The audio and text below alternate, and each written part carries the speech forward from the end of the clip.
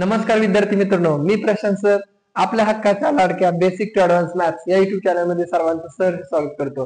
तर विद्यार्थी मित्रांनो, आजच्या एकाच व्हिडिओमध्ये मी तुम्हाला दशांश अपूर्णांकाचा भागाकार अगदी सोप्या आणि समजेल अशा भाषेमध्ये शिकवणार आहे। तर हा व्हिडिओ शेवटपर्यंत कसलाही स्किप न करता पहा, म्हणजे दशांश अपूर्णांकाचा भागाकार यानंतर तुम्हाला कधीच त्यामध्ये डाऊट राहणार नाही। तर विद्यार्थी मित्रांनो, या व्हिडिओ मधून नक्कीच दशांश अपूर्णांकाच्या भागाकाराची भीती तुमची कायमची दूर होणार आहे। फक्त हा व्हिडिओ शेवटपर्यंत पहा। आता पहिली कंडिशन आहे, फक्त अंशात दशांश चिन्ह असेल तर, म्हणजे दिलेल्या अपूर्णांकामध्ये फक्त वरच्या अंकात जर पॉइंट असेल, वरच्या ठिकाणी पॉइंट असेल, तो भागाकार कसा करायचा पहा। तर सुरुवातीला त्या संख्येमध्ये पॉइंटच नाहीये, दशांश चिन्हच नाहीये, असा समजून विद्यार्थी मित्रांनो भाग घालवायचा। म्हणजे आता दिलेली संख्या जी आहे ती 486 आहे, त्याला 9 ने आपल्याला भागायचं आहे। तर आता 9चा पाडा पण म्हणायचा आहे, 9 एके 9, 9 पाचा 45, या ठिकाणी 3 उरतात आणि पुढचे 6, म्हणजे या ठिकाणी 36 संख्या तयार होते। परत 9चा भाग द्या, 9 चोक 36, म्हणजे या ठिकाणी 54 हे तुमचं उत्तर मिळतं। परंतु विद्यार्थी मित्रांनो, आपल्या प्रश्नामध्ये अंशस्थानी दशांश चिन्ह आहे, तो आता आपण विसरायचा नाही। याचं उत्तर आपण आता काढूया। पाहायचं आहे तर तुम्हाला, जर अंशस्थानी दशांश चिन्हानंतर किती अंक आहेत, जेवढे दशांश चिन्हानंतर अंक असतील तेवढा विद्यार्थी मित्रांनो तुम्हाला उजवीकडून डावीकडे पॉइंट द्यायचा आहे। म्हणजे उजव्या बाजूचा शेवटचा एक अंक आता या ठिकाणी सोडावा लागणार आहे, कारण दशांश चिन्हानंतर या ठिकाणी एक अंक आहे। म्हणून 4 नंतर 1 या ठिकाणी संख्या सोडली तर या विद्यार्थी मित्रांनो तुम्हाला तिथे दशांश चिन्ह द्यावं लागणार आहे, म्हणजे 5.4 हे या पहिल्या प्रश्नाचं उत्तर असणार आहे। अजून एक उदाहरण पाहूया, 0.561 छेद 11, म्हणजे 0.561 या संख्येला तुम्हाला 11 ने भागायचंय। आता फक्त बघायचं की कंडिशन काय, पहिली कंडिशन समजून घ्या, फक्त अंशस्थानी दशांश चिन्ह असेल, छेदस्थानी नसेल, तर अशा वेळेस काय करायचं, सुरुवातीला दिलेली पूर्ण संख्या विद्यार्थी मित्रांनो लिहून घ्यायची आणि त्याला 11 ने भागायचं। आता पहा, तुम्ही याला डायरेक्टही करू शकता सरावानंतर, पण आता मला समजून सांगायचं आहे म्हणून मी तुम्हाला या ठिकाणी व्यवस्थितपणे सांगणार आहे। आता 11चा पाडा प्रत्येकाने म्हणायचा आहे, 11 एके 11, 11 पाचे 55, 1 राहिला, या ठिकाणी 11 संख्या तयार झाली। परत 11 एके 11, म्हणजे या ठिकाणी 51 हे उत्तरात आले, परंतु ते फायनल आन्सर नाहीये। आता मोजायचंय तुम्हाला दशांश चिन्हानंतर एकूण अंक किती आहेत, तर अंकांची संख्या या ठिकाणी 3 आहे। म्हणून विद्यार्थी मित्रांनो उजवीकडून तुम्हाला 3 अंक सोडून दशांश चिन्ह द्यायचा, पॉइंट द्यायचा आहे। आता पहा, या ठिकाणी उत्तरात तर 2च संख्या आलेल्या आहेत, मग आता तिसरी संख्या आपल्याकडे नाही। तर विद्यार्थी मित्रांनो, जेव्हा आपल्याला अशा संख्या कमी पडतात, जेव्हा अंक कमी पडतात, तेव्हा आपल्या हक्काचा मित्र 0 याला बोलवा, तो तुमची मदत करणार आहे, पाठीमागच्या व्हिडिओमध्ये सांगितलेलं आहे। तर पहा, आता 3 अंक सोडायचे आहेत, म्हणजे 1, 2 आणि तिसरा अंक तुमचा मित्र 0 त्याला बोलवा, आणि त्यानंतर तुम्हाला दशांश चिन्ह द्यायचं आहे। आणि दशांश चिन्हाच्या पाठीमागे देखील कोण नाही, तर तो तुमचा मित्रच कामाला येणार आहे, 0, पुन्हा त्याला बोलवा। म्हणजेच विद्यार्थी मित्रांनो अशी ही शून्याची मजा मी मागे शिकवलेली आहे। तर विद्यार्थी मित्रांनो याचं उत्तर येतं 0.051। पहा, गणित बघता क्षणी वाटतं की ह्या गणिताचं उत्तर काय असू शकतं, आणि उत्तर आल्यानंतर विद्यार्थी मित्रांनो अगदी चुटकीसरशी कसलंही कन्फ्युजन न करता विद्यार्थी मित्रांनो आपण पहिला या ठिकाणी पॉइंट पाहिला की अंशस्थानी फक्त पॉइंट असेल, छेदस्थानी नसेल, तर अशा संख्येचा भागाकार कसा करायचा। काय करायचंय, फक्त तुम्हाला दिलेल्या संख्येमधील दशांश चिन्हानंतरचे अंक मोजायचे आणि तेवढंच उजवीकडून उत्तरामध्ये तो अंक सोडून पॉइंट द्यायचा आहे। तर अशा पद्धतीने आपण या ठिकाणी विद्यार्थी मित्रांनो पहिली कंडिशन पाहिली। तर विद्यार्थी मित्रांनो पहा, आता तुम्हाला दुसरी कंडिशन काय सांगते, अंशात आणि छेदात दशांश चिन्हानंतरच्या अंकांची संख्या समान असल्यास काय करायचं। खूप सोपं आहे, जेव्हा केव्हा जर अंश आणि छेदामध्ये दशांश चिन्ह दिसतात आणि दशांश चिन्हानंतरच्या अंकांची संख्या समान असते विद्यार्थी मित्रांनो, म्हणजे अंशस्थानी 5 दशांश चिन्हानंतर एकच अंक आहे आणि छेदस्थानी देखील दशांश चिन्हानंतर एकच अंक आहे, म्हणजे दशांश चिन्हानंतरचे अंक बघायचे तुम्हाला, त्यांची संख्या बघायची। जर ते सेम असेल विद्यार्थी मित्रांनो तर डायरेक्ट भाग घालवायचा, म्हणजे दशांश चिन्ह येत नाही। ते पहा, आता सुरुवातीला दिलेल्या संख्या दशांश चिन्ह काढून लिहा, आपण नेहमीप्रमाणे तसंच करतो। आता 13चा पाडा म्हणूया, 13 एके 13, 13 चौक 52, म्हणजे विद्यार्थी मित्रांनो 4/1 म्हणजे 4, हे तुम्हाला या पहिल्या प्रश्नाचं उत्तर येतं। पहा, आला का पॉइंट, येणार नाही, हीच कंडिशन आहे विद्यार्थी मित्रांनो, अतिशय सोपे। त्यानंतर अजून एक उदाहरण पाहूया, म्हणजे आणखी तुमच्या चांगल्या लक्षात येईल। पहा 1.35 छेद 0.15. आता सुरुवातीला विद्यार्थी शून्यालाच घाबरतात, त्यानंतर दशांश चिन्हाला घाबरतात. आता हे तुमची भीती जी आहे ती कमी होणार आहे विद्यार्थी मित्रांनो. फक्त हा व्हिडिओ शेवटपर्यंत पहा, तुम्हाला कधीच दुसरा व्हिडिओ बघायची गरज लागणार नाही. आता सुरुवातीला दिलेल्या संख्या ज्या आहेत ते दशांश चिन्ह काढून लिहायचे. आता इथं 0.15 म्हणजेच 15, शून्याला किंमत नाही त्यामुळे पाठीमागे शून्य लिहायची आवश्यकता नाहीये. आता नीट बघा विद्यार्थी मित्रांनो, दशांश चिन्हानंतर या ठिकाणी अंशस्थानी 2 अंक होते आणि छेदस्थानी देखील दशांश चिन्हानंतर 2 अंक होते, म्हणजे दशांश चिन्हानंतरच्या अंकांची संख्या समान आहे. म्हणून विद्यार्थी मित्रांनो आपल्याला डायरेक्ट भाग घालवता येतो. म्हणून 15 × 15 15 × 9 35, म्हणजे या ठिकाणी विद्यार्थी मित्रांनो 9/1 म्हणजेच 9 हे तुमचं या दुसऱ्या प्रश्नाचं उत्तर येत आहे. इतकी सोपी पद्धत विद्यार्थी मित्रांनो ही आपण दुसऱ्या कंडिशन मध्ये पाहिली. तर विद्यार्थी मित्रांनो आता आपण पाहणार आहोत तिसरी कंडिशन. जर अंशातील संख्येत छेदातील संख्येपेक्षा अंकांची संख्या जास्त असल्यास, म्हणजेच काय विद्यार्थी मित्रांनो, अंशस्थानी आणि छेदस्थानी पॉईंट येणार आहे हे तर पक्क आहे. पण या पुढे जाऊन अंशस्थानी पहा या दशांश चिन्हानंतरच्या अंकांची संख्या ही छेदस्थानच्या संख्येच्या तुलनेमध्ये जास्त आहे. म्हणजे अंशस्थानी संख्या दशांश चिन्हानंतरची जास्त असेल आणि छेदस्थानची संख्या कमी असेल तर अशा वेळेस विद्यार्थी मित्रांनो फक्त वरची संख्या कितीने जास्त आहे खालच्यापेक्षा वजाबाकी करून तेवढा पॉईंट विद्यार्थी मित्रांनो तुम्हाला उजवीकडून डावीकडे द्यायचा. आता प्रत्यक्षात आपण पाहूया.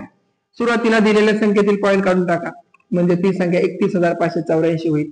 छेदस्थानच्या संख्येतील पॉईंट काढा, म्हणजे ती संख्या फक्त 12 होईल, कारण हे दोन्ही शून्य जे दशांश चिन्हानंतरच आहे आणि पाठीमागचे त्याला काही किंमत नसणार आहे. आता डायरेक्ट 12 ने भाग घालवा. 12 × 12 12 × 2 24. या ठिकाणी 7 उरतात, 75 राहिले, म्हणजे या ठिकाणी 12 × 72. पुन्हा 3 उरतात, 38 संख्या तयार होते.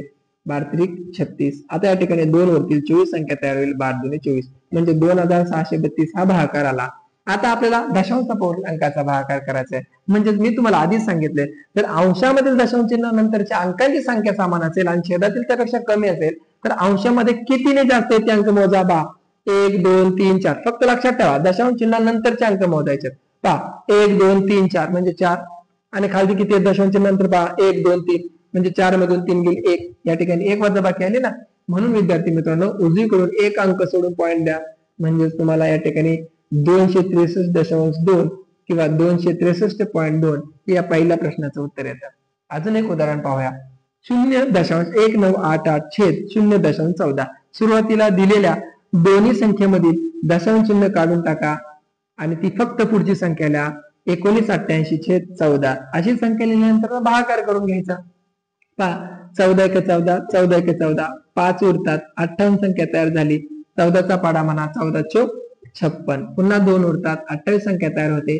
14 2 28 म्हणजे या ठिकाणी पूर्ण भाग गेला. 142 उत्तर आलं. परंतु आपल्या प्रश्नामध्ये दशांश चिन्ह आहे हे विसरू नका. आता आपला कंडिशन 3 काय सांगते की दशांश चिन्हानंतर अंशस्थानचे अंकांची संख्या छेदापेक्षा कितीने जास्त आहे तेवढी वजाबाकी करून तेवढा पॉईंट तुम्हाला उजवीकडून डावीकडे सारखवायचा आहे, म्हणजे महागारी यायचे, महागे सारखायचं. पाहता दशांश चिन्हानंतर 1 2 3 4 4 अंक आहेत वरती, खाली किती आहेत 1 2 2 आहेत, म्हणजे 4 मधून 2 गेले 2 म्हणजे 2चा फरक आहे. म्हणून तुम्हाला उजवीकडून फक्त 2 अंक सोडून पॉईंट द्यायचा, दशांश द्यायचा. म्हणजेच विद्यार्थी मित्रांनो 1.42 किंवा 1.42 हे तुमचं दुसऱ्या प्रश्नाचं उत्तर येतं. तर अशा पद्धतीने विद्यार्थी मित्रांनो आपण तिसरा गुणधर्म पाहिला, तिसरा या ठिकाणी नियम पाहिला की अंशस्थानची संख्या दशांश चिन्हानंतरची ही जर छेदस्थानच्या दशांश चिन्हानंतरच्या संख्येपेक्षा जर जास्त असेल तर विद्यार्थी मित्रांनो कितीने जास्त आहे तेवढा पॉईंट विद्यार्थी मित्रांनो उजवीकडून डावीकडे द्यायचा, म्हणजे तुमचा भागाकार कधीही चुकणार नाही. आणि विद्यार्थी मित्रांनो मी हे जे दाखवते तुम्हाला करून हे तुम्हाला समजावं म्हणून सांगते. तुम्ही डायरेक्ट हे सरावाने हे करू शकणार आहात, फक्त तुम्हाला ती कंडिशन एकदा चांगली समजून घ्यायची. आता विद्यार्थी मित्रांनो अतिशय महत्वाची चौथी कंडिशन आपण पाहणार आहोत. ती आहे जर अंशातील संख्येत छेदातील संख्येपेक्षा अंकांची संख्या कमी असल्यास भागाकार कसा करायचा. तर विद्यार्थी मित्रांनो हा भागाकार करण्या अगोदर तिसरी कंडिशन आपण शिकलोय ना, तिची फक्त तुलना करा. तो बेस या ठिकाणी लक्षात घ्या. तर काय होती तिसरी कंडिशन, अंशातील दशांश चिन्हानंतरची संख्या ही खालच्या संख्येपेक्षा म्हणजे छेदापेक्षा जास्त होती. आता इथं उलट आहे विद्यार्थी मित्रांनो. आता या कंडिशन मध्ये सांगते, या नियमामध्ये सांगते त्या पूर्णांकामध्ये जर छेदस्थ आणि दशांश चिन्हानंतरच्या अंकांची संख्या ही अंशाच्या तुलनेमध्ये जर जास्त असेल खालच्या अंकांची संख्या जास्त असेल तर अशा वेळेस विद्यार्थी मित्रांनो भाग कसा द्यायचा, तर पहा सुरुवातीला दिलेल्या दोन्ही संख्या चिन्ह काढून लिहा, पॉइंट काढून लिहा, म्हणजेच विद्यार्थी मित्रांनो 66/11 या ठिकाणी अशा संख्या तयार होतील. भाग किती सोपं झालं. आपण उगाच त्या दशांश चिन्हाच्या पॉइंटला घाबरतो, जसं काय तो आपला दुश्मन आहे, वैरी आहे. नाही विद्यार्थी मित्रांनो, त्याच्याकडे प्रेमाने पहा, तो आपलाच आहे. आता 11×1=11, 11×7=66 पहा 6 उत्तर आलं. पण आता नीट बघा, बारकावे समजून घ्या. जर आपण तिसऱ्या कंडिशन मध्ये वजाबाकी करून तेवढं उजवीकडून डावीकडे सरकत असू, तर आता विद्यार्थी मित्रांनो आपल्याला उलट जायचंय. आता आपल्याला पुढे सरकायचंय. मग पुढे सरकताना विद्यार्थी मित्रांनो काय करावं लागणार ते बारकाईने समजून घ्या. पहा आता इथं वजाबाकी करायची, खाली किती अंक आहेत 3, वरी किती अंक आहे दशांश चिन्ह नंतर त्यांची वजाबाकी केल्यावर 2 येणार आहे. मग आता 2 येणार आहे. मग तुम्हाला इथे एकच गोष्ट लक्षात ठेवायची, तुम्हाला जेवढे उत्तर येईल वजाबाकी मधून या फरकामधून तेवढे शून्य विद्यार्थी मित्रांनो दिलेल्या संख्येच्या फक्त पुढे मांडायचे. झालं तुमचं उत्तर. म्हणजे या ठिकाणी तुमचा मित्र जो आहे, तुमचा फ्रेंड तुम्हाला मदत करणार आहे. म्हणजे 2 या ठिकाणी वजाबाकी आले, म्हणून या ठिकाणी फक्त दिलेल्या संख्येवरती 2 शून्य द्या. म्हणजेच हे तुम्हाला या प्रश्नाचं उत्तर येणार आहे. अजून एक उदाहरण पहा. आता दिलेल्या संख्येमध्ये अंशस्थानी आणि छेदस्थानी पॉइंट आहे. छेदस्थानच्या पॉइंटच्या नंतरच्या अंकांची संख्या ही नक्कीच अंशापेक्षा जास्त आहे. मग ते कितीने जास्त असेल. आता सुरुवातीला दिलेली संख्या आहे तशी मांडा, फक्त त्यातला दशांश चिन्ह काढून. खाली सुद्धा तसंच करा. म्हणजे या ठिकाणी पाहता 18,750 ला 15 ने भागूया. 15×1=15, 15×1=15, 3 उरतात, 37 संख्या तयार झाली. 15×2=30, पुन्हा 7 उरतात, 75 संख्या तयार होती. 15×5=75 आणि शून्याला 0. म्हणजेच विद्यार्थी मित्रांनो 1250 हा ठिकाणी भाग आलेला आहे, भागाकार आलेला आहे. आता मोजायचे पॉइंट.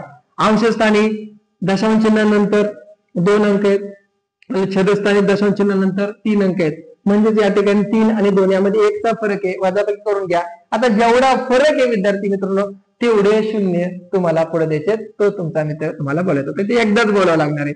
म्हणून आलेल्या संख्येमध्ये फक्त 1 शून्य या ठिकाणी वाढवा. म्हणजे 12,500 हे तुमचं दुसऱ्या प्रश्नाचं उत्तर येतं.